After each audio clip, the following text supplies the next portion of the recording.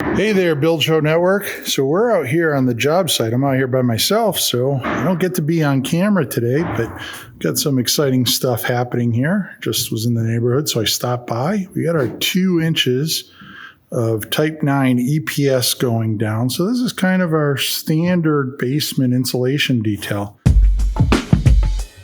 You can see we start here with bringing up our stone drainage fill here so we can get any water migration can move underneath the insulation. We bring that up to the level of the footing.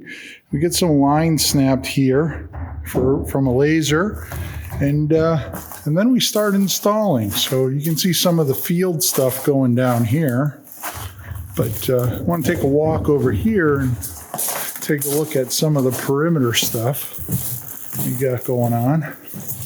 So you can see there's that snap line coming around, and there's our 2-inch by 6-inch piece. Call it the upturn piece. And we bring that around, and then you can see over here where that 2 inches just comes right down on top of it, on top of the footing that is, and ties right into that 6-inch piece going up. It leaves about 4 inches there so we can pour our slab, and the slab guys can take that right to the top of that. We got our sump pump there. You can see we're nice and neatly cut around the lolly columns, so the footings there for the lolly columns are matching the elevation of the concrete footings of the wall. But you can see it's a nice, clean setup. I mean, it's a privilege to work with builders like Shoreline Builders. These guys just do a phenomenal job. Even if it's stuff like rigid insulation and things like, leveling out the stone here, this stuff is going to get buried and probably not seen for 100 years. But, there's a really good shot there. You can see there's the concrete formed footing for that lolly column. But we get a nice level surface there, and they run right over the top of it, piece that in beautifully, and then we'll pour the concrete around that, and then we'll just cut a small little control joint around that, and voila, we'll be ready for a good 100 years. So do a nice quick panning here, get a nice finished shot, and in a couple days it'll be all gray concrete. Hey, Build Show. Hope you enjoyed that. Sorry I was out there by myself and didn't get the opportunity to be on the camera. But, man, first up, Shoreline Builders, doing a hell of a job. They always do.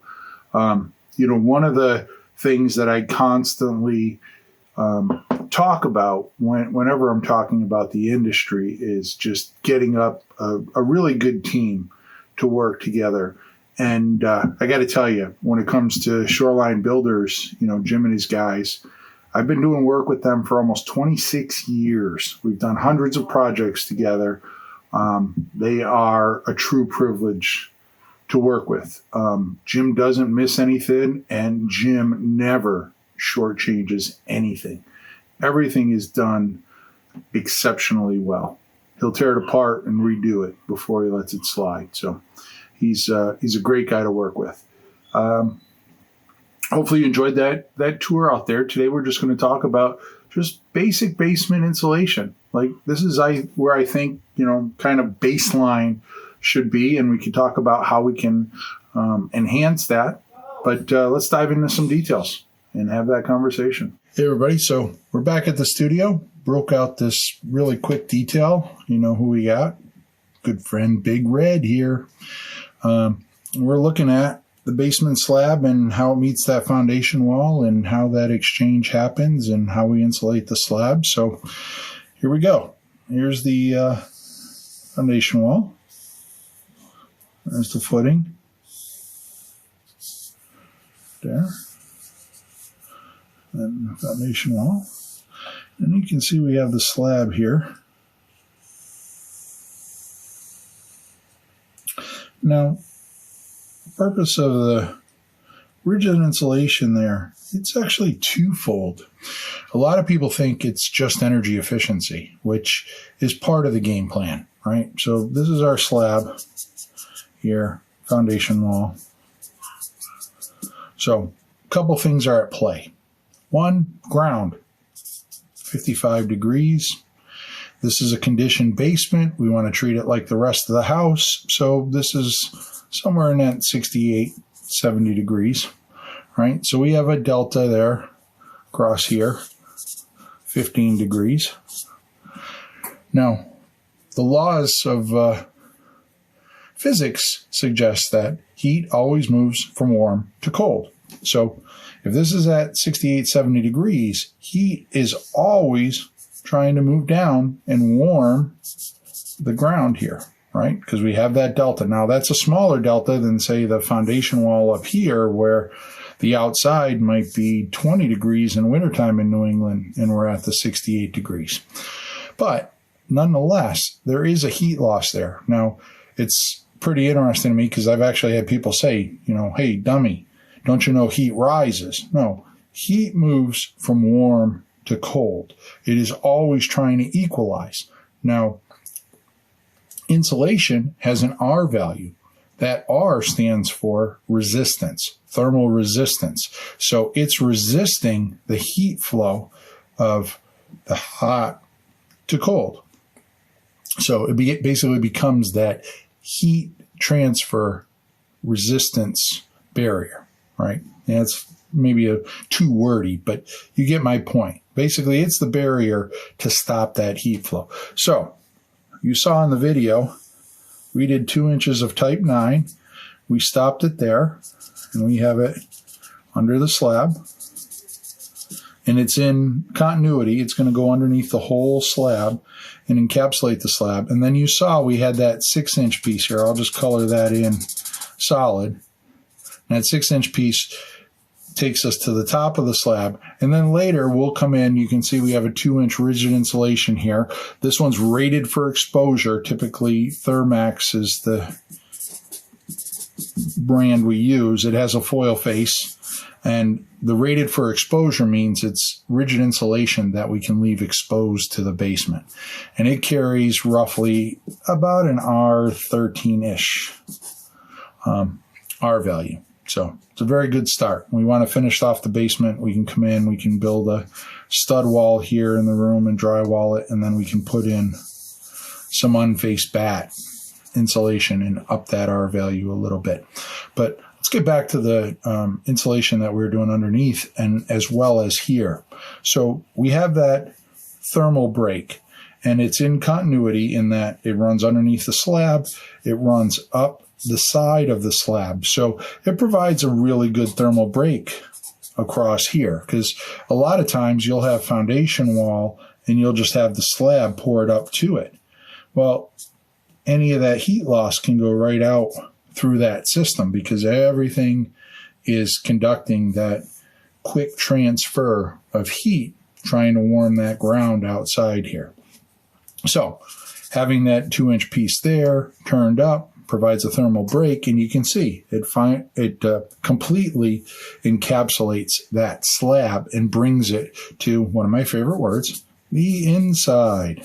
So we talked about it last week, inside, outside versus air leakage, but there's also an inside and an outside to the thermal barrier, right? Outside is typically unconditioned. Inside is conditioned, right? And I say conditioned rather than heated because you have places like Texas where the inside might be air conditioned and the outside's really hot. And you have places like International Falls, Minnesota, where the inside is warm and the outside is as friggin' cold as it gets in North America. So, inside, thermal resistance. But this plays a second role because it thermally breaks the slab from that 55-degree ground. Well, what it does is it elevates the temperature of the slab, and it moves it closer to that temperature and away from the 55 degrees, right? Because we have insulation there, so if this is 68 or 70, then the temperature of that room is going to be moving into and trying to bring the temperature of that slab to equalize with the temperature of that room. So what does that do for you? Well, we know from our vapor talks that the difference between vapor, moisture in the vapor form, and condensation can be a couple degrees or a degree.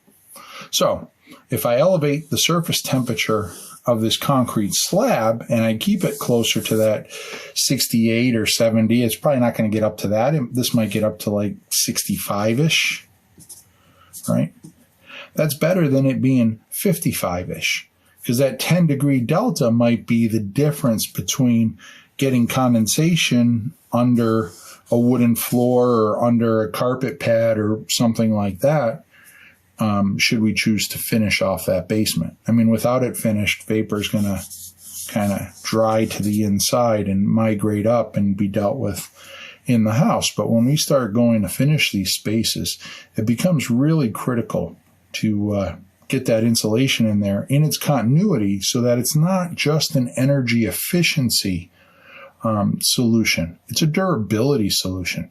And the last point I'll leave you with about that is, and I have done it in the past where we've gone into old houses and we've cracked the slab, pulled it all out to put insulation in there. But beyond that, if you're doing new construction, you don't get a second shot at this location, right? Once that slab is in, whatever is done here, or more importantly, not done there, is going to exist for a very long time, because you're not going to crack that slab in 5 years to come in and insulate underneath that slab. So it's important that we get that insulation in now. And then, like I said, we turn the corner, so we have that thermal break at the end of the slab. And then you can see here, like we talked about, that 2 inches of Thermax is going to rise up the wall. And so what that gives us is, it gives us one of my most favorite words when it comes to talking about building science, and that is continuity, right? Gives us continuity, just like everything else. We want to be continuous about what we do. So there you have it. That's the basics of basement insulation. One of the other cool things about this detail is that you do have some opportunity, and I have come in here and done some crazy additives, enhancements to it, but it's very easy to come in here and say, hey, let's add another 2 inches of EPS, and we'll go with 4 under there, or 6, whatever the case is. Now, I say the 2 inches in the basic portion, but you start getting into 4 and 6 when we're starting to build kind of passive house and high performance houses. It gives us the ability to enhance that detail some. Though the one thing we didn't talk about that let's close out with is, you can see it here, it's 2 inches type 9. So, and it's not type 9 as in the number 9, it's type 9 as in Roman numeral type 9. And the type 9 insulation, the EPS there that I use, the reason for the type 9 is it's rated for ground contact, right? So it's actually made to be put up against the ground. And it carries a rating of 25 PSI. And I don't know if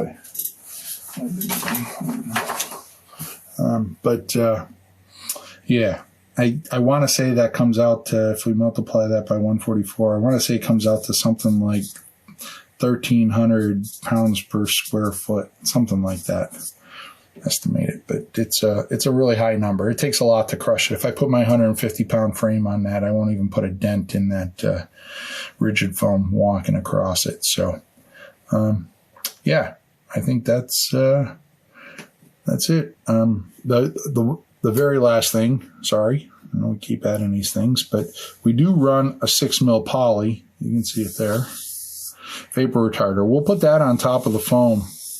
They'll bring it up and they'll just do a temporary tape off on the rigid or on the concrete there, and then they'll peel it back, drop it down, put the rigid in, and then just tape it off for its final resting place on that foil-faced rigid insulation.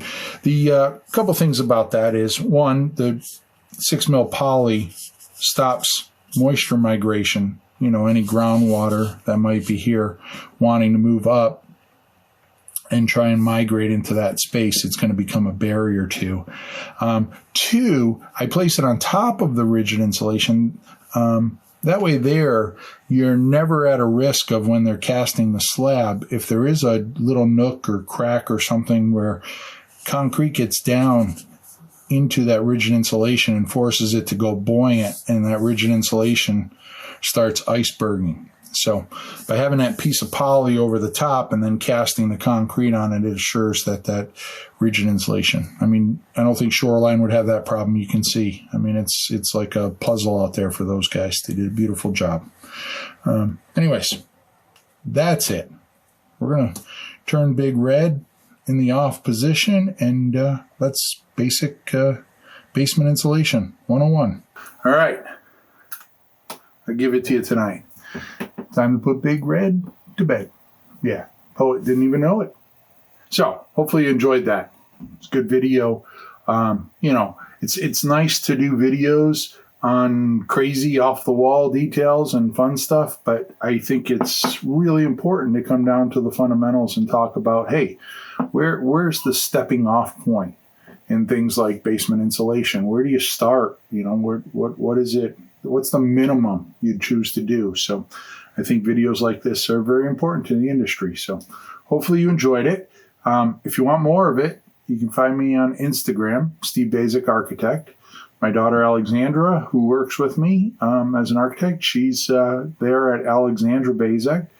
And you can also find me on the Unbuild It podcast, where I team up with my great friends Peter Yost, Jake Bruton, who I do a lot of work with. And we talk about everything building science, and we'll take a lot of complex concepts, we break them down and put it back together for you, and hopefully try and make some sense of it, offer our combined, probably close to 80, 90 years worth of experience, and hopefully make it a little humorous along the way. Those guys always try and beat up on me, but I got big shoulders. I can handle them. So anyways, until next time, long live our buildings.